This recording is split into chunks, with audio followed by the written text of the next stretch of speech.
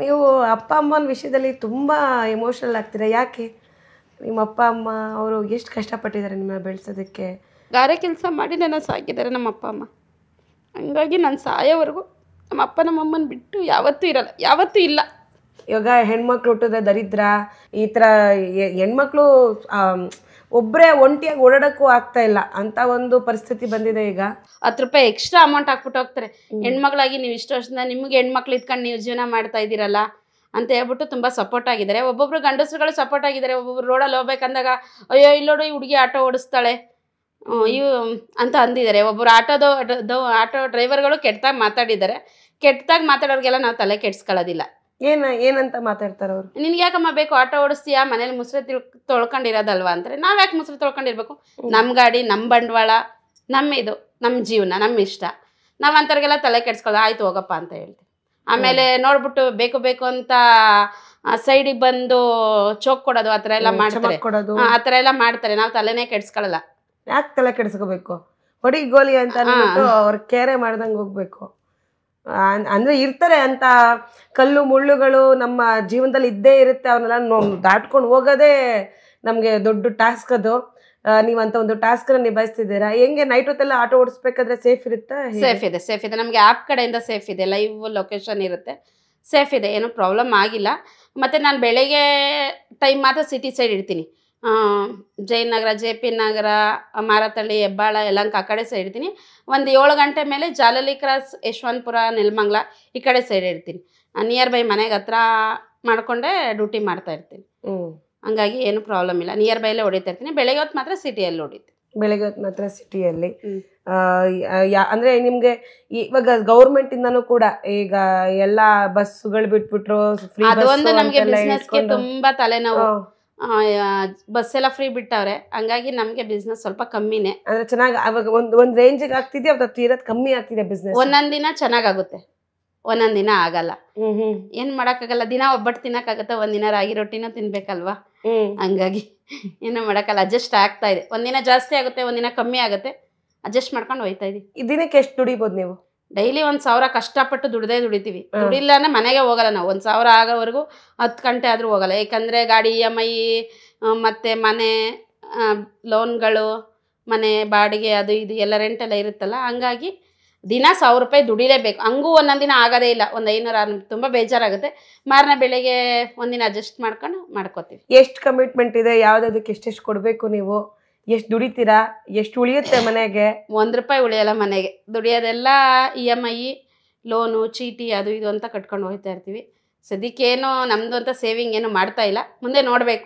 ಇವಾಗ ನೀವು ಒಬ್ಬರು ಮನೇಲಿದ್ದು ನಿಮ್ಮ ಹಸ್ಬೆಂಡ್ ಕೆಲ್ಸಕ್ಕೆ ಹೋದ್ರೆ ಇಷ್ಟೆಲ್ಲ ದುಡಿಯೋಕೆ ಅವ್ರ ಕೈಲಿ ನಿಭಾಯಿಸೋಕ್ಕಾಗುತ್ತಾ? ಎಲ್ಲ ಕಷ್ಟ ಆಗ್ಬಿಡುತ್ತಲ್ಲ. ಆಗುತ್ತೆ. ಅದಕ್ಕೋಸ್ಕರ ನೀವು ಜೊತೆಗೆ ನಿಂತಿರೋದು. ಹೌದು. ಅವರೇ ಹೇಳ್ತಾರೆ, ಬೇರೆ ಯಾರನ್ನ ಹುಡುಗಿನ ಮದುವೆ ಆಗಿದ್ರೆ ಅವ್ರು ಆರಾಮಾಗಿ ಮನೆಗಿರೋರು. ಇಲ್ಲಾಂದ್ರೆ ಈಗ ಹೆಣ್ಮಕ್ಳು ನಂಗೆ ಅದು ಬೇಕು ಇದು ಬೇಕು ಅಂತ ಗಂಡನ್ ಕೇಳ್ತಾರೆ. ನಾವ್ ಇವತ್ತಿನವರೆಗೂ ಯಾವತ್ತು ನಮ್ಗೆ ಅದು ಬೇಕಿದ್ ಕೇಳಲ್ಲ. ನಾವೇ ತಗೋತೀವಿ. ಏನೇ ಒಂದು ಬೇಕಂದ್ರೂ ಅಷ್ಟೇ ನನ್ನ ಮನೆಯವ್ರನ್ನ ಕೊಡ್ಸಿ ಗಿಡ್ಸಿ ಅಂತ ಹೇಳೋದೇ ಇಲ್ಲ. ಅವರೇ ಹೇಳ್ತಾರೆ, ಬೇರೆಯವ್ರನ್ನ ಮದುವೆ ಆಗಿದ್ರೆ ಏನೇನು ಕೇಳೋರೋ ಏನೋ, ನೀನು ನನ್ನನ್ನು ಏನು ಕೇಳಲ್ಲ, ಎಲ್ಲ ನೀನೇ ತಗೋತೀಯ, ನೀನೇ ಮಾಡ್ತೀಯ ಮನೇಲಿ. ಅವ್ರು ದುಡ್ದುಬಿಟ್ಟು ನನ್ನ ಕೈಲೇ ಕೊಡ್ತಾರೆ. ಪ್ರತಿಯೊಂದು ಏನೇ ಇದ್ರೂ ನಾನೇ ಮನೆ ಜವಾಬ್ದಾರಿ ನೋಡ್ಕೊಳ್ಳೋದು. ಅವ್ರೇನಾದ್ರು ದುಡಿಯೋದು ಕೊಡೋದು ಅಷ್ಟೇ. ಈಗ ನೀವು ಒಂದು ಪ್ರೀತಿಯಿಂದ ನಿಮ್ಮ ಹಸ್ಬೆಂಡ್ಗೆ ಏನಾದ್ರು ಕೇಳಬೇಕು ಅಂತಂದ್ರೆ ಏನ್ ಕೇಳ್ತೀರಾ? ಏನು ಕೇಳಲ್ಲ. ಏನು ಕೇಳಲ್ವಾ? ಏನು ಬೇಡವಾ ನಿಮ್ಗೆ? ಏನು ಬೇಡ. ಇವಾಗ ಚೆನ್ನಾಗಿದೀವ ಹಿಂಗೆ ಇದ್ರೆ. ರೇಷ್ಮೆ ಸೀರೆ, ವಾಲೆ, ಒಡವೆ ಅವೆಲ್ಲ ಏನು ಇಂಟ್ರೆಸ್ಟೇ ಇಲ್ಲ. ಮತ್ತೇನು ಇಂಟ್ರೆಸ್ಟ್ ನಿಮ್ಗೆ? ಚೆನ್ನಾಗಿ ದುಡಿಬೇಕು, ಮಕ್ಳನ್ನ ಚೆನ್ನಾಗಿ ಓದಿಸ್ಬೇಕು, ಒಂದು ಮನೆ ಕಟ್ಟಬೇಕು ಸೈಡ್ ತೆಗೆದು. ಅದೊಂದು ನನ್ನ ಆಸೆ, ನನ್ನ ಮಕ್ಕಳು ಆಸೆ ಇದೆ. ಒಂದೆಲ್ಲೇ ಹೊರಗಡೆ ಗುರುಪ್ರವೇಶ ಕರ್ಕೊಂಡೋದ್ರು ನಮ್ಮ 3 ಜನ ಮಕ್ಕಳು ಅಷ್ಟೇ. ಫಸ್ಟು ಮನೆ ಒಳಗೆ ಹೋಗಿದ ತಕ್ಷಣ ದೇವ್ರಿಗೆ ಇವರೆಲ್ಲ ನೋಡಲ್ಲ, ಸೀದಾ ಮನೆ ಹೋಗಿ ಮನೆ ನೋಡ್ಕೊಂಬಂದು, ಅಮ್ಮ ನಾವು ಈ ಥರ ಯಾವಾಗ ಮನೆ ಕಟ್ಟೋದು ಅಂತ ಕೇಳ್ತಾರೆ. ನಾನು ಹೇಳ್ತೀನಿ, ಚೆನ್ನಾಗಿ ನೀವು ಓದಿ, ನಮ್ಮ ಕೈಲಾಗೋಷ್ಟು ನಾವು ಹೆಲ್ಪ್ ಮಾಡ್ತೀವಿ, ಚೆನ್ನಾಗಿ ಓದಿದ್ರೆ ಸಪೋರ್ಟ್ ಮಾಡ್ತೀವಿ, ನೀವು ತಗೊಳ್ಳಿ ಕಟ್ಟಿಸಿ. ಅದೊಂದು ಆಸೆ ಐತೆ, ನೋಡ್ಬೇಕು. ಬೇಗ ಮನೆ ಕಟ್ಸಿ ಅಮ್ಮ. ಆ ಮನೆಗೆ ನಮ್ಮನ್ನು ಕರೀರಿ, ನಾವು ಬರ್ತೀವಿ ಗೃಹ ಪ್ರವೇಶಕ್ಕೆ. ನಿಮ್ಮ ಆಸೆ ಏನಿದೆ ಅದು ನಮ್ಮ ಆಸೆ ಕೂಡ. ನೀವು ಒಂದೊಳ್ಳೆ ಮನೆ ಕಟ್ಟಿ. ಆಮೇಲೆ ನಾವಿರೋ ಏರಿಯಾದಲ್ಲಿ ಜನಗಳು ಆಡ್ಕೊಂಡು, ನೀವು ಬಾಡಿಗೆ ಮನೆಯವರು ಆ ಥರ ಒಂಥರ ಮಾತಾಡ್ತಾರಲ್ಲ, ಅವ್ರನ್ನ ಕರಿಬೇಕು. ಮೇಯ್ನ್ ನನ್ನ ಆಸೆ ಅದು. ಸೈಡ್ ತೆಗಿಬೇಕು, ಮನೆ ಕಟ್ಟಬೇಕು, ಅವ್ರನ್ನ ಕರಿಬೇಕು.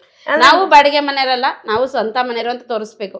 ಏನೇ ಒಂದಕ್ಕೆ ಹೋದ್ರು ನೀವು ಬಾಡಿಗೆ ಮನೆಯವರು ನಿಂಪಾಡಿ, ನಾವು ಸ್ವಂತದವ್ರು ನಾವು ಕೇಳ್ಕೊತೀವಿ, ಆ ಥರ ಮಾತಾಡ್ತಾರೆ. ಅದು ಒಂದನ್ನ ಅದೊಂದು ಹಠ ಇದೆ. ಏನಾರ ಮಾಡಿ ಮನೆ ಕಟ್ಟಬೇಕು, ಅವ್ರನ್ನ ಕರಿಬೇಕು, ಅವ್ರ ಮುಂದೆ ಹೇಳಬೇಕು ನಾವು ಇವಾಗ ಸ್ವಂತ ಮನೆ ತಗೊಂಡಿದ್ದೀವಿ, ಸ್ವಂತ ಮನೆ ಕಟ್ಟಿದ್ದೀವಿ, ನಾವಿವಾಗ ಬಾಡಿಗೆ ಮನೇಲಿಲ್ಲ ಅಂತ ಹೇಳ್ಬೇಕು. ಅದೊಂದು ಆಸೆ ಇದೆ. ಇದು ಚಾಲೆಂಜ್ ಅಂತಂದ್ರೆ ಜೀವನದಲ್ಲಿ ನೋಡಿ, ಇವ್ರನ್ನ ನೋಡಿ ನಾವು ಇನ್ಸ್ಪೈರ್ ಯಾಕೆ ತಗೋಬೇಕು, ಇವ್ರನ್ನ ನಾವು ಸ್ಫೂರ್ತಿಯಾಗಿ ಯಾಕೆ ತಗೋಬೇಕು ಅಂತಂದ್ರೆ ನಾವು ಯಾರು ನಮ್ಮನ್ನ ತೆಗಳ್ತಾರೆ, ಯಾರು ನಮ್ಗೆ ಅಂದರೆ ನಿಮ್ಮ ಕೈಲಿ ಏನಾಗಲ್ಲ, ನಾವು ನಿಮ್ಗಿಂತ ಚೆನ್ನಾಗಿದ್ದೀವಿ ನೋಡಿ ಅಂತ ಯಾರು ನಮ್ಗೆ ತೋರಿಸ್ಕೊಡ್ತಾರೆ, ಅವ್ರ ಮುಂದೆ ನಿಲ್ತು ನೀನೇನು ನನ್ನ ಮುಂದೆ ನಿಂತು ಮಾತಾಡೋದು, ನೀನೇನು ಚೆನ್ನಾಗಿರೋದು, ನೀನು ಅಪ್ಪನಾಗ ನಾನು ಇದ್ದೀನಿ ಅಂತ ಹೇಳಿ ತೋರಿಸೋದಿದೆಯಲ್ಲ, ಆ ಥರದೊಂದು ಮನೋಭಾವ ಎಲ್ಲರಲ್ಲೂ ಬರಬೇಕು. ಇದ್ದಂಗಿಗ್ಲಿ ಬಿಡು, ದೇವ್ರು ಕೊಟ್ಟಿದ್ದಿಷ್ಟೇ ಹಿಂಗೆ ಇರೋಣ ಅಂತಂದರೆ ಆಗಲ್ಲ. ಜೀವನ ತುಂಬ ದೊಡ್ಡದಿದೆ. ಈ ಚಿಕ್ಕ ಜೀವನದಲ್ಲಿ ನಾವು ದೊಡ್ಡ ಮಟ್ಟದಲ್ಲಿ ಬೆಳೆಯೋದು ದೇವ್ರು ನಮಗೆ ಕೊಟ್ಟಿರ್ತಾನೆ. ನಾವು ಕಷ್ಟಪಟ್ಟರೆ ನಮಗೆಲ್ಲ ಸಿಗುತ್ತೆ, ಕಷ್ಟಪಟ್ಟರೆ ಏನೂ ಸಿಗಲ್ಲ. ಈಗ ನೀವು ಬೆಳಗ್ಗೆ ಎದ್ದು 10 ಗಂಟೆಗೆ ಬರ್ತೀರಾ, ಮನೆ ಮಕ್ಕಳು ನೋಡ್ಕೋತೀರಾ, ದುಡಿತೀರಾ, ಮತ್ತೆ ನೈಟ್ ಮನೆಗೆ ಹೋಗ್ತೀರಾ, ಮತ್ತೆ ಮನೆ ನೋಡ್ಕೋತೀರಾ, ಅಷ್ಟೆಲ್ಲ ಕಷ್ಟಪಡ್ತಿರೋದಕ್ಕೆ ನೀವು ದುಡ್ದೇನೋ ಮಾಡಬೇಕು ಅಂತ ಹೇಳಿ ಇದು ಮಾಡ್ತೀರಾ. ಅದಕ್ಕೆ ದೇವ್ರು ಸಪೋರ್ಟ್ ಮಾಡ್ತಾನೆ. ನೀವು ನಿಜವಾಗ್ಲೂ ಮನೆ ಕಟ್ತೀರಾ. ಯಾರೆಲ್ಲ ಆಡ್ಕೊಂಡ್ರು ನಿಮಗೆ, ಯಾರೆಲ್ಲ ಹೇಳಿದ್ರು ನಿಮ್ಮ ಹತ್ರ ಸ್ವಂತ ಮನೆ ಇಲ್ಲ ಅಂತ, ಅವ್ರನ್ನ ನೀವು ಸ್ವಂತ ಮನೆಗೆ ಓಪನಿಂಗ್ಗೆ ಕರೆದು ನೋಡಿ ಇದೇ ನಮ್ಮ ಮನೆ, ಇದು ನನ್ನ ಸ್ವಂತ ಮನೆ ಅಂತೇಳಿ ನೀವು ಅವ್ರ ಮುಂದೆ ಹೇಳ್ಕೊತೀರಮ್ಮ. ನನಗೆ ಅದು ಕಾನ್ಫಿಡೆಂಟ್ ಇದೆ, ನೀವು ಮಾಡ್ತೀರ ಅಂತ ಹೇಳಿ ಕಾನ್ಫಿಡೆಂಟ್ ಇದೆ. ಜನ ಹೇಗೆ ನಿಮ್ಮ ತೆಗಳ್ತಾರೆ. ಈಗ ಆಟೋ ಡ್ರೈವರು ಅಂತಂದರೆ, ಆಟೋ ಓಡಿಸ್ತಾರೆ ಒಂದು ಹುಡುಗಿ ಅಂತಂದರೆ ಜನ ಹೆಂಗೆಲ್ಲ ಮಾತಾಡ್ತಾರೆ. ನಿಮ್ಮ ಅಕ್ಕಪಕ್ಕದವರಾಗಿರ್ಬೋದು, ನಿಮ್ಮ ಸಂಬಂಧಿಕರಾಗಿರ್ಬೋದು, ಯಾವ್ದಾದ್ರು ನಿಮ್ಗೆ ಕಾಲು ಹೇಳ್ತಿದಾರ? ಇಲ್ಲ, ಸಂಬಂಧಿಕರು ಯಾರೂ ಇಲ್ಲ. ಅವರೆಲ್ಲ ಖುಷಿ ಪಡ್ತಾರೆ. ಒಂದು ಹುಡುಗಿಯಾಗಿ ನಮ್ಮ ದೊಡ್ಡಮ್ಮ ಹೇಳ್ತಾ ಇದ್ರು, ಅಯ್ಯೋ ನಿನಗೂ ಹೆಣ್ಮಕ್ಳೇ, ನೀನು ಹುಡುಗಿನೇ, ನಿಂಗೂ ಹೆಣ್ಮಕ್ಳೇ, ನೋಡಿ ನನಗಿಬ್ರು ಗಂಡು ಮಕ್ಳವ್ರೆ ಅಂತ. ಈಗ ಎಲ್ಲರ ಒಂದು ಫಂಕ್ಷನ್ಗೆ ಹೋದ್ರೆ ನಮ್ಮಮ್ಮ ನಾನು ಆಟೋದಲ್ಲಿ ಕರ್ಕೊಂಡೋಗಿ ಡ್ರಾಪ್ ಮಾಡ್ತೀನಿ. ಅವಾಗ ಅಂತಾರೆ, ಅಯ್ಯೋ ನಾನು ಹಂಗಂತ ಇದನ್ನೆಲ್ಲ ಅನ್ಬಾರ್ದಾಗಿತ್ತು ಅಂತ. ಅವ್ರ ಮಕ್ಳು ಕರ್ಕೊಬರಲ್ಲ, ಬಸ್ಸಲ್ಲಿ ಬರ್ತಾರೆ ಅವರು. ನಾನು ಹೇಳ್ತೀನಿ, ದೊಡ್ಡಮ್ಮ ನಿಮ್ಮ ಮಕ್ಳು ಇಬ್ರು ಗಂಡು ಮಕ್ಳು ಅಂತ ಹೇಳ್ತಿದ್ದಲ್ಲ, ಯಾರು ಕರ್ಕೊಬಂದ್ರು ನಿಮ್ಮನ್ನ ಅಂತ ನಾನು ಡೈರೆಕ್ಟಾಗೆ ಕೇಳ್ತೀನಿ. ಸುಮ್ಮನೆ ರೇ ಮಾತಾಡಬೇಡ ಅಂತ. ಯಾಕೆ ನೀನು ನನಗೆ ಹೇಳಿದೆ ಅವತ್ತು, ನನಗೆ ಹೆಣ್ಮಗಳು ಹುಡ್ತಾಗ ಇದೇ ಹೆಣ್ಮಗಳು ಹುಡ್ತು ಅಂತ ಹೇಳಿ 3 ಜನಕ್ಕೂ ಇದು ಬೇಜಾರು ಮಾಡ್ಕೊಂಡೆ. ಇವತ್ತು ಹೆಣ್ಮಗಳು ಆಗಿ ನಮ್ಮ ಅಮ್ಮನ ನಾನು ಆಟೋದಲ್ಲಿ ಕರ್ಕೊಬರ್ತಿದ್ದೀನಿ, ನಿನ್ನ ಗಂಡು ಮಕ್ಳಾಗಿ ನಾನು ಬಸ್ಸಲ್ಲಿ ಕಳಿಸಿಲ್ಲ ಅಂತ ಹೇಳ್ತೀನಿ. ಮಾತೇ ಆಡಲ್ಲ ನಮ್ಮ ದೊಡ್ಡಮ್ಮ, ಸುಮ್ಮನೆ ಸೈಲೆಂಟಾಗಿ ನೋಡ್ತಾರೆ. ಖುಷಿ ಆಗ್ತದೆ ಅಮ್ಮ ನಿಮ್ಮ ಮಾತುಗಳನ್ನ ಕೇಳ್ತಿದ್ರೆ. ನಿಮ್ಮ ಅಪ್ಪ ಅಮ್ಮನ ನೀವು ಆಟೋದಲ್ಲಿ ಕರ್ಕೊಂಡೋಗೋದು, ಕರ್ಕೊಂಬರೋದು, ಯಾರು ನಿಮಗೆ ಏನೋ ಮಾತಾಡಿರ್ತಾರಲ್ವ ಅವ್ರ ಮುಂದೆ ನೀವು ಬೆಳೆದು ನಿಲ್ಲದಿದೆಯಲ್ಲ, ಅದು ಇಂಪಾರ್ಟೆಂಟು. ಆಮೇಲೆ ನಮ್ಮ ಏರಿಯಾದಲ್ಲಿ ಫಸ್ಟು ಸೈಕಲ್ ಓಡಿಸಿದ್ದು ನಾನೇ. ಈಗ ಆಟೋ ಚಿಕ್ಕ ಹುಡುಗಿಯಿಂದ ಸೈಕಲ್ ಓಡಿಸ್ಕೊಂಡು ಇದ್ಲು, ಬೈಕ್ ಕಲ್ತ್ಕೊಂಡ್ಲು. ಈಗ ನೋಡಿ ಆಟೋ ತಗೊಂಡು ಓಡಿಸ್ತಾರೆ ಅಂತ ಬಾಯಿ ಮೇಲೆ ಕೈಕೊಂಡು ನೋಡ್ತಾರೆ. ಹೆಂಗಿತ್ತು ನೀವು ಫಸ್ಟ್ ಸೈಕಲ್ ಕಲಿಯೋದು, ಆಟೋ ಕಲಿಯೋದು, ಬೈಕ್? ಬ್ರೇಕ್ ಇಲ್ಲ ಸೈಕಲ್ ಕಲ್ತಿದ್ದೆ ನಾನು. ಅವಾಗ ಏನು ಗಂಡು ಬಿಡಿ ಥರ ಸೈಕಲ್ ಓಡಿಸ್ತೀಯ ಅನ್ನೋರು, ತಲೆ ಕೆಡ್ಸ್ಕೊಳ್ಳಿಲ್ಲ. ಆಮೇಲೆ ಆಟೋ ಬೈಕ್ ಓಡಿಸೋದು ಕಲ್ತ್ಕೊಂಡೆ. ಇವಾಗ 3 ಜನ ಹಾಕೊಂಡಿದ್ದೆ. 3 ಜನ ಹಾಕೊಂಡು ಈಗ ಮೊನ್ನೆ ನೀನು ಬೈಕ್ ಕಲ್ತವಳು 3 ಜನ ಹಾಕೋ ಹೋಯ್ತೀಯ ಅಂತ. ನಾನು ಅದಕ್ಕೂ ತಲೆ ಕೆಡ್ಸ್ಕೊ. ಈಗ ಆಟೋ ಮೊನ್ನೆ ಬೈಕ್ ಕಲ್ತಲ್ಲ, ಈಗ ಆಟೋ ಓಡಿಸ್ತಾ ಇದೆಯಾ ಅಂತಾರೆ. ನಮ್ಮ ಏರಿಯಾದಲ್ಲಿ ಲೇಡೀಸ್ಗಳು ತುಂಬ ಸಪೋರ್ಟ್ ಮಾಡ್ತಾರೆ. ಎಲ್ಲೇ ಏನೇ ಬಾಡಿಗೆ ಇದ್ರು ನನಗೆ ಕಾಲ್ ಮಾಡ್ತಾರೆ. ಇವತ್ತಾಗಲ್ಲ ನಾಳೆ, ಸರಿ ಆಯಿತು ನಾಳೆನೇ ಬನ್ನಿ ಅಂತ ವೆಯ್ಟ್ ಮಾಡ್ತಾರೆ. ನೀವೇ ಬರಲಿ ಅಂತೇಳಿ ವೆಯ್ಟ್ ಮಾಡ್ತಾರೆ. ನಮ್ಮ ಏರಿಯಾದಲ್ಲಿ ಆಂಟಿದಿರೆಲ್ಲ ತುಂಬ ಸಪೋರ್ಟ್ ಆಗಿದ್ದಾರೆ. ನಮ್ಗೆ ಆಗ್ದಿಲ್ದವ್ರು ಮಾತ್ರ ಆ ಥರ ಆಡ್ತಾರೆ. ಲೇಡೀಸ್ಗಳು ಆಲ್ಮೋಸ್ಟ್ ಎಲ್ಲ ಸಪೋರ್ಟ್ ಆಗಿದ್ದಾರೆ. ಏನೇ ಒಂದು ಲೋನ್ ಬೇಕು ಅಂತ ನಾನು ಹೋದ್ರೂ ಡೈರೆಕ್ಟ್ ಬರಮ್ಮ ಅಂತ ಸೈನ್ ಮಾಡ್ಕೊಡ್ತಾರೆ. ನೀನು ಕಷ್ಟಪಟ್ಟಾರು ಕಟ್ತೀಯ, ಮಾಡ್ತಾರೆ. ಈಗ ಯಾರು ₹1 ಕೊಡೋಕ್ಕೂ ಹಿಂದೆ ಮುಂದೆ ನೋಡ್ತಾರೆ. ಅಂಥದ್ರಲ್ಲಿ ನೀನು ಲೋನ್ ತಗೊಳಮ್ಮ, ಕಟ್ಕೊಳ್ಳಮ್ಮ, ಪರವಾಗಿಲ್ಲ, ನಂಗೆ ಗೊತ್ತು ನೀನು ಕಟ್ತೀಯ ಅಂತ ಹೇಳ್ತಾರಂದ್ರೆ ಆ ನಂಬಿಕೆ ನೀವು ಉಳಿಸ್ಕೊಂಡಿದ್ದೀರಾ. ನಿಮ್ಗೆ ಇವಾಗ 3 ಜನ ಹೆಣ್ಮಕ್ಳಿದ್ದಾರೆ. ಯಾವತ್ತಾದ್ರೂ ನಿಮ್ಗೆ ಅನ್ಸಿದ್ಯಾ 3 ಜನ ಹೆಣ್ಮಕ್ಳಿಗಿಂತ ಗಂಡು ಮಕ್ಳಿದ್ರೆ ಚೆನ್ನಾಗಿರ್ತಿತ್ತು ಅಂದರೆ ಜವಾಬ್ದಾರಿ ಜಾಸ್ತಿ ಇರ್ತಿರ್ಲಿಲ್ಲ? ಗಂಡು ಮಕ್ಳಿದ್ರೆ, ಹೆಣ್ಮಕ್ಳಿದ್ರೆ ಜವಾಬ್ದಾರಿ ಜಾಸ್ತಿ. ಈಗ ಮನೆ ಕಡೆನೂ ಒಂದು ಮನ್ಸಿಟ್ಟಿರ್ಬೇಕಾ? ನೀವು ಗಂಡು ಮಕ್ಳಿದ್ರೆ ಮನೆ ಕಡೆ ಮನ್ಸಿಟ್ಟಿಲ್ಲ ಅಂದ್ರೂ ನಡೀತಿತ್ತು. ಈಗ ಮನೆ ಕಡೆ ಏನಾಗ್ತಿದೆ, ನಮ್ಮ ಹೆಣ್ಮಕ್ಳು ಏನು ಮಾಡ್ತಿದ್ದಾರೆ ಅನ್ನೋದು ತಲೆಯಲ್ಲಿ ಓಡ್ತಾ ಇರುತ್ತೆ. ನಿಮ್ಗೆ ಯಾವತ್ತಾದ್ರೂ ಹಂಗೆ ಅನ್ಸಿದ್ಯಾ? ಅನಿಸಿದೆ, ಆ ಥರ ಅನಿಸಿದೆ. ನಾನು ಸ್ಕೂಲ್ ಹತ್ರ ಇವಾಗ ಹೋಗ್ತಾ ಇರ್ತೀನಿ. ಮತ್ತು ಟೀಚರ್ಗಳಿಗೆ ನಂಬರ್ ಕೊಟ್ಟಿದ್ದೀನಿ, ಏನಾದರೂ ಪ್ರಾಬ್ಲಮ್ ಇದ್ದರೆ ಕಾಲ್ ಮಾಡಿ ಅಂತ. ಅವ್ರು ಏನೇ ಒಂದು ಪ್ರಾಬ್ಲಮ್ ಇದ್ರೂ ಕಾಲ್ ಮಾಡ್ತಾರೆ. ಒಂದಿನ ಸ್ಕೂಲಿಗೆ ಬಂದಿಲ್ಲ ಅಂದರೂ ಕಾಲ್ ಮಾಡ್ತಾರೆ. ಟೀಚರ್ಗಳು ಸಪೋರ್ಟ್ ಮಾಡ್ತಾರೆ. ಒಂದು ಹುಷಾರಿಲ್ಲ ಅಂದರೂ ಕಾಲ್ ಮಾಡ್ತಾರೆ. ಗೊತ್ತು ನಮ್ಮ ಸ್ಕೂಲಲ್ಲಿ, ನಮ್ಮ ಮಕ್ಕಳು ಸ್ಕೂಲಲ್ಲಿ ಗೊತ್ತು ನಾನು ಆಟೋ ಓಡಿಸ್ತೀನಿ ಅಂತಲೇ ಗೊತ್ತು. ಹಂಗಾಗಿ ಸಪೋರ್ಟ್ ಮಾಡ್ತಾರೆ, ಕಾಲ್ ಮಾಡ್ತಾರೆ. ಮತ್ತು ನಾನು ಅಷ್ಟೇ, ಸ್ಕೂಲ್ ಬಿಟ್ಟಿದ ತಕ್ಷಣ ನಾನು ನಿಯರ್ ಬೈ ಎಲ್ಲನ ಇದ್ದರೆ ಸ್ಕೂಲ್ ಹತ್ರ ಹೋಗಿ ಮಕ್ಕಳು ಕರ್ಕೊಂಡೋಗಿ ಮನೇಲಿ ಬಿಟ್ಬಿಟ್ಟು ಬರ್ತೀನಿ.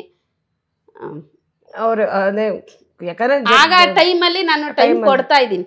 ಮನೆ ಹತ್ರ ಇದ್ರೆ ಇಲ್ಲ, ನಾನು ಆ ಕಡೆ ಬಾಡಿಗೆ ಗಿಡಿಗೆ ಹೋಗಿದ್ರೆ ಮಕ್ಕಳು ಕರ್ಕೊಂಡು ಹೋಗೋದು ಬಿಡೋದು ಅದೆಲ್ಲ ಮಾಡ್ತಾ ಇದ್ದೀನಿ. ಗಂಡ್ಮಕ್ಳು ಇರಬೇಕಾಗಿತ್ತು, ಆಡ್ಕೊಳ್ಳೋರು ಮುಂದೆಗಡೆ ಏನು ಮಾಡೋಣ, ನಮ್ಮ ಹಣೆ ಬರದಲ್ಲಿ ಗಂಡ್ಮಕ್ಳು ಬರ್ದಿಲ್ಲ ಅಂತ ಅನ್ಕೊಂಡು ಸುಮ್ಮನೆ ಹೆಣ್ಮಕ್ಳನ್ನೇ ಗಂಡ್ಮಕ್ಳು ಅನ್ಕೊಂಡು ಸಾಕ್ತಾ ಇದ್ದೀನಿ. ನನ್ನಷ್ಟು ಧೈರ್ಯ ಇಲ್ಲ, ಧೈರ್ಯ ಬರ್ಬೇಕು ಅವರಿಗೆ. ನೋಡೋಣ, ಚಿಕ್ಕವಳಿಗೆ ಬರ್ತಾಳೆ ಅಂತ ಅನ್ಕೊಂಡಿದೀನಿ. ಯಾಕೆಂದ್ರೆ ಅವಳು ಇರೋದೆಲ್ಲ ಸೇಮ್ ಗಂಡು ಹುಡುಗ ಅಂತಾರೆ. ಅವಳು ಗಂಡು ಹುಡುಗನೇ ಹುಡ್ತಾಳೆ ಅನ್ಕೊಂಡಿದ್ದು.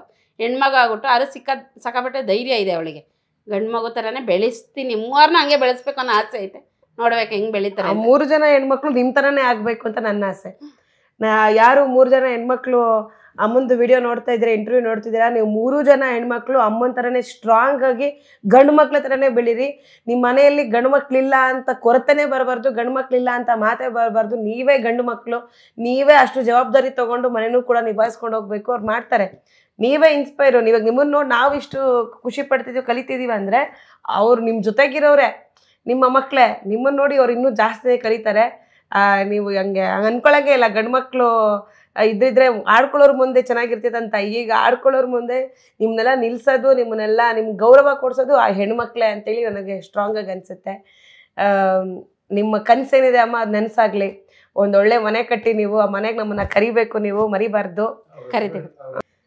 ನೀವು ಮನೆ ಕಟ್ಟಿದ್ರೆ ನಮ್ಮನ್ನ ಕರೀಲೇಬೇಕು, ಮಿಸ್ ಮಾಡಬಾರ್ದು. ನಾವಂತೂ ಬಂದೇ ಬರ್ತೀವಿ, ಆಯ್ತಾ? ಖಂಡಿತವಾಗ್ಲೂ ಕರಿತೀನಿ. ಖಂಡಿತವಾಗ್ಲೂ ನೀವು ಕರೀಲೇಬೇಕು, ಕರಿತೀನಿ, ಮಿಸ್ ಮಾಡ್ಲೇಬಾರ್ದು. ಮಾಡಲ್ಲ. ಹಂಗೆ ನಿಮ್ಮ ಹಸ್ಬೆಂಡ್ ಹೆಸರೇನು ಹೇಳಿ? ನಮ್ಮ ಹಸ್ಬೆಂಡ್ ಹೆಸರು ಕಿರಣ್ ಅವರೇ, ನಿಮ್ಮ ಹೆಂಡತಿಯವರು ನಿಮಗೆ ಬ್ಯಾಕ್ ಸಪೋರ್ಟು, ನೀವು ಅವ್ರಿಗೆ ಸಪೋರ್ಟು. ಮ್ಯಾಮ್, ಹೆಣ್ಮಕ್ಳಿಗೆ ಬ್ಯಾಕ್ ಬೋನ್ ಆಗಿ ಗಂಡು ಮಕ್ಳು ಇಲ್ಲಾಂದ್ರೆ ಏನು ಮಾಡೋಕ್ಕಾಗಲ್ಲ. ಗಂಡು ಮಕ್ಳಿಗೆ ಬ್ಯಾಕ್ ಬೋನ್ ಆಗಿ ಹೆಣ್ಣು ಮಕ್ಳು ಇಲ್ಲಾಂದ್ರೆ ಏನೂ ಮಾಡೋಕ್ಕಾಗಲ್ಲ. ಒಬ್ರಿಗೊಬ್ರು ಸಪೋರ್ಟಾಗಿ ನಿಂತ್ಕೊಂಡು ನಡೆದ್ರೇ ಜೀವನ ನಡೆಸೋಕ್ಕಾಗೋದು. ನಿಮ್ಮಿಬ್ರು ನೋಡಿ, ಆದರ್ಶ ದಂಪತಿಗಳನ್ನ ನೋಡಿ ನಮ್ಮ ಜನಗಳು ಕಲಿಬೇಕು. ಹಸ್ಬೆಂಡ್ ಆ್ಯಂಡ್ ವೈಫ್ಗಳು ಇವಾಗಿನ ಸಮಾಜದಲ್ಲಿ ಎಲ್ಲರೂ ಡಿವೋರ್ಸು ಅಂತೇಳಿ ಬೆಳಗಾದ್ರೆ ಡಿವೋರ್ಸು, ನನಗೆ ಅವ್ನು ಬೇಡ ಇವನು ಬೇಡ ಅಂತ ಜಗಳ. ಅಂಥದ್ರಲ್ಲಿ ನೀವಿಬ್ಬರು ಅನುಸರಿಸ್ಕೊಂಡು ಮನೆ ತೂಗಿಸ್ಕೊಂಡು ಅಷ್ಟು ಕಷ್ಟಪಟ್ಕೊಂಡು ಜೀವನ ನಡೆಸಿದಿರಲ್ಲ, ನಿಮ್ಮಿಬ್ಬರು ನೋಡಿ ಕಲಿಬೇಕು. ಈ ಹಸ್ಬೆಂಡ್ ಆ್ಯಂಡ್ ವೈಫ್ ಅಂದರೆ ಹೆಂಗಿರಬೇಕು ಅನ್ನೋದಕ್ಕೆ ನೀವಿಬ್ಬರೇ ಸಾಕ್ಷಿ. ಕಿರಣ್ ಅವರೇ, ನಿಮ್ಮ ವೈಫು ನಿಮ್ಮ ಬಗ್ಗೆ ತುಂಬ ಹೇಳಿದ್ರು. ನೀವು ಆಟೋ ಹೇಳ್ಕೊಟ್ಟಿದ್ದವ್ರಿಗೆ ಹಂಗೆ ಅವ್ರನ್ನ ಇಂಡಿಪೆಂಡೆಂಟಾಗಿ ಬೆಳೆಯಮ್ಮ, ನೀನು ಸಮಾಜದಲ್ಲಿ ನಿಂಗೆ ಸಪೋರ್ಟಿವ್ ಆಗಿ ನಾನು ಇರ್ತೀನಿ ಅಂತೇಳಿ ಅವ್ರಿಗೆ ಧೈರ್ಯ ತುಂಬಿ ಅವತ್ತು ಆಟೋ ಓಡ್ಸಕ್ಕೆ ಬಿಟ್ಟಿದ್ದೀರಾ. ನಿಮ್ಮ ಧೈರ್ಯನೂ ಕೂಡ ನಾವು ಮೆಚ್ಚಲೇಬೇಕು. ಯಾಕಂದರೆ ಮನೇಲಿ 3 ಜನ ಹೆಣ್ಮಕ್ಳು ಇಟ್ಕೊಂಡು ಮತ್ತು ಇನ್ನೊಂದು ಹೆಣ್ಮಗುವನ್ನು ನೀನು ಎಲ್ಲಾದರೂ ಹೋಗು, ನೀನು ಕೆಲಸ ಮಾಡು, ನೀನು ಸಪೋರ್ಟಾಗಿ ನಾವು ಇರ್ತೀವಿ, ನೀನು ತಲೆನೇ ಕೆಡಿಸ್ಕೋಬೇಡ ಅಂತ ಹೇಳಿದ್ದೀರಾ. ಮ್ಯಾಮ್ ಅವ್ರ ಧೈರ್ಯಕ್ಕೆ ಮೆಚ್ಚಬೇಕು. ಆಮೇಲೆ ನಮ್ಮ ಫ್ರೆಂಡ್ ರಘು ಅಂತ ಹೇಳಿ, ಅವರು ತುಂಬಾ ಸಪೋರ್ಟ್. ಹಂಗೆ ರಘು ಸರ್ಗೂ ಥ್ಯಾಂಕ್ ಯು. ಅಂಡ್ ಎಲ್ಲ ನಿಮ್ಮ ಆಟೋ ಬಂಧು ಮಿತ್ರ ಯಾರಿದ್ದಾರೆ, ಆಟೋ ಡ್ರೈವರ್ಸ್ಗಳು, ನಿಮ್ಮೆಲ್ಲ ಮಿತ್ರರೇನಿದ್ದಾರೆ, ಅವ್ರೆಲ್ರಿಗೂ ನಮ್ಮ ಸ್ತ್ರೀ ನ್ಯೂಸ್ ಕಡೆಯಿಂದ ಎಲ್ಲ ಗಂಡು ಮಕ್ಳಿಗೂ ಆಟೋ ಡ್ರೈವರ್ಸ್ಗಳಿಗೂ ನಮ್ಮ ಸ್ತ್ರೀ ನ್ಯೂಸ್ ಕಡೆಯಿಂದ ನಿಮಗೆ ದೊಡ್ಡ ಧನ್ಯವಾದಗಳು. ಯಾಕಂದರೆ ಒಂದು ಹೆಣ್ಣಿನ ಸಪೋರ್ಟಾಗಿ ನೀವು ನಿಂತಿದ್ದೀರಾ. ಇರಬೇಕು, ಹೆಣ್ಣಿಗೆ ಯಾವಾಗಲೂ ಗಂಡಸರು ಸಪೋರ್ಟಿವ್ ಆಗಿರಬೇಕು. ಹೆಣ್ಮಕ್ಳನ್ನ ಕೆಟ್ಟ ರೀತಿಯಲ್ಲಿ ನೋಡಬಾರ್ದು. ಆವಾಗಲೇ ಸಮಾಜದಲ್ಲಿ ಒಂದು ಬದಲಾವಣೆ ಅಂತ ಬರೋದು. ಯಾವಾಗ ಗಂಡು ಹೆಣ್ಮಗುಗೆ ಸಪೋರ್ಟಿವ್ ಆಗಿ ನಿಂತ್ಕೊಂಡು ಅವಳ ರಕ್ಷಣೆ ಮಾಡ್ತಾರೋ ಆಗ ನಮ್ಮ ಸಮಾಜ ಕೂಡ ಬದಲಾವಣೆ ಆಗುತ್ತೆ. ಅಂತ ಕೆಲಸವನ್ನ ನೀವು ಮಾಡ್ತಾ ಇದ್ದೀರಾ. ನಿಮ್ಮೆಲ್ರಿಗೂ ಧನ್ಯವಾದಗಳು. ಹಾಗೆ ನಮ್ಮ ಪುಷ್ಪಲತಾ ಮ್ಯಾಮ್ ಅವ್ರಿಗೆ ಎಕ್ಸ್ಟ್ರಾ ನಮ್ಮ ಕಡೆಯಿಂದ ಒಂದು ತುಂಬು ಹೃದಯದ ಧನ್ಯವಾದಗಳು ಮ್ಯಾಮ್. ನೀವು ನೋಡಿ ಮೀಟ್ ಮಾಡಿ ನಮಗೆ ತುಂಬ ಖುಷಿ ಆಯಿತು. ಆ್ಯಂಡ್ ನೀವೆಲ್ಲರಿಗೂ ಸ್ಫೂರ್ತಿ. ನೀವು ಇವತ್ತು ನಮ್ಮ ಆಫೀಸಿಗೆ ಬಂದಿದ್ದೀರಾ, ನಮಗೂ ಸ್ಫೂರ್ತಿ. ನಿಮ್ಮಿಂದ ನಮ್ಮ ಆಫೀಸು ಕೂಡ ಚೆನ್ನಾಗಾಗಲಿ, ಒಳ್ಳೆ ಇಂಟರ್ವ್ಯೂಸ್ಗಳನ್ನ ಕೊಡ್ತಿರ್ತೀವಿ. ಆ್ಯಂಡ್ ನಮ್ಮ ಸ್ತ್ರೀ ನ್ಯೂಸ್ ಚಾನಲ್ ಬಗ್ಗೆ ಗೊತ್ತಾ ನಿಮಗೆ? ಹೆಣ್ಮಕ್ಳು ನ್ಯೂಸ್ ಚಾನಲ್ ಇದು. ಹೆಣ್ಮಕ್ಳಿಗೆ ಏನೇ ತೊಂದರೆ ಆದ್ರೂ, ಏನೇ ಪ್ರಾಬ್ಲಮ್ ಆದರೂ ನಮ್ಮ ಸ್ತ್ರೀ ನ್ಯೂಸ್ ಚಾನಲ್ ನಿಂತೇ ನಿಲ್ಲುತ್ತೆ. ಅವ್ರ ಜೊತೆಗೆ ಹೋರಾಡುತ್ತೆ, ಅವ್ರಿಗೆ ಸಪೋರ್ಟನ್ನು ಮಾಡುತ್ತೆ. ನಿಮಗೆ ಏನೇ ಕಷ್ಟ ಇದ್ರೂ, ನಿಮ್ಗೆ ಏನೇ ಪ್ರಾಬ್ಲಮ್ ಆದ್ರೂ, ನೀವು ಎಲ್ಲೇ ಇದ್ರೂ ನಮ್ಮ ಚಾನಲ್ನ ನೆನೆಸ್ಕೋಬೇಕು ನೀವು, ಆಯ್ತಾ? ನೀವು ಹೊರಗಡೆ ಹೋದಾಗ ನಿಮ್ಗೆ ಸಾಕಷ್ಟು ಪ್ರಾಬ್ಲಮ್ಸ್ಗಳಾಗುತ್ತೆ. ಅಂತ ಟೈಮ್ನಲ್ಲಿ ನೀವು ನನ್ನ ನೆನೆಸ್ಕೊಳ್ಳಿ. ನಿಮ್ಮ ಸಪೋರ್ಟಿವ್ ಆಗಿ ನಾವು ಇದ್ದೇ ಇರ್ತೀವಿ. ಬರೀ ಪುಷ್ಪಲತಾ ಮ್ಯಾಮ್ ಅವ್ರಿಗಂತ ಹೇಳ್ತಿಲ್ಲ, ಎಲ್ಲ ಹೆಣ್ಮಕ್ಳಿಗೂ, ನಮ್ಮ ರಾಜ್ಯದಲ್ಲಿರುವಂಥ ಎಲ್ಲ ಹೆಣ್ಮಕ್ಳಿಗೂ ಹೇಳ್ತಿರುವಂಥದ್ದು, ನಿಮ್ಮ ಸಪೋರ್ಟಿಗೆ ಸ್ತ್ರೀ ನ್ಯೂಸ್ ವಾಹಿನಿ ಇದೆ.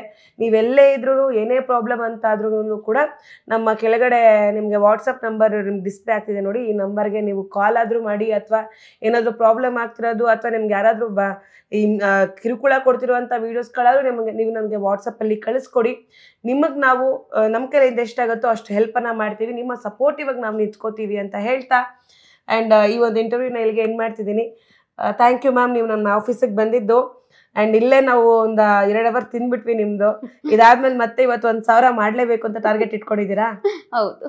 ಇದಾದ್ಮೇಲೆ ಮತ್ತವ್ರು 1,000 ಮಾಡ್ಕೊಂಡೇ ಹೋಗ್ಬೇಕು ಮನೆಗೆ ಅಂತೇಳಿ ಟಾರ್ಗೆಟ್ ಇಟ್ಕೊಂಡಿದ್ದಾರೆ. ಇವತ್ತು ಮನೆಗೆ ಹೋಗಷ್ಟು ಒಂದು 10-11 ಗಂಟೆ ಆಗುತ್ತಾ? ನಮ್ಮಿಂದ 2 ಅವರ್ ಲೇಟ್ ಆಗುತ್ತೆ ಇವತ್ತು. ಪರವಾಗಿಲ್ಲ, ಅಡ್ಜಸ್ಟ್ ಮಾಡ್ಕೋತೀನಿ. ಪರವಾಗಿಲ್ವಾ? ಇದೊಂದು ಇದೆಯಲ್ಲ ಮ್ಯಾಮ್, ಅಡ್ಜಸ್ಟ್ ಮಾಡ್ಕೋತೀವಿ, ಪರವಾಗಿಲ್ಲ. ನಿಮ್ದೊಂದು ಆ ಮಾತಿದೆಯಲ್ಲ, ತುಂಬ ಖುಷಿ ಆಯಿತು. ಆ್ಯಂಡ್ ಇದೇ ರೀತಿ ಬೆಳೀತಾ ಇರಿ, ಸಮಾಜದಲ್ಲಿ ಹಿಂಗೆ ಇರಿ. Thank you so much. ನೀವು ಬಂದಿದ್ದು ಖುಷಿ ಆಯಿತು ನನಗೆ. ಪುಷ್ಪಲತಾ ಮ್ಯಾಮ್ ಜೀವನದಲ್ಲಿ ಇನ್ನೂ ಚೆನ್ನಾಗಿ ಬೆಳೀರಿ, ಒಳ್ಳೆ ಮನೆ ಕಟ್ರಿ, ನಾವು ಬರ್ತೀವಿ. Thank you. Thank you ma'am.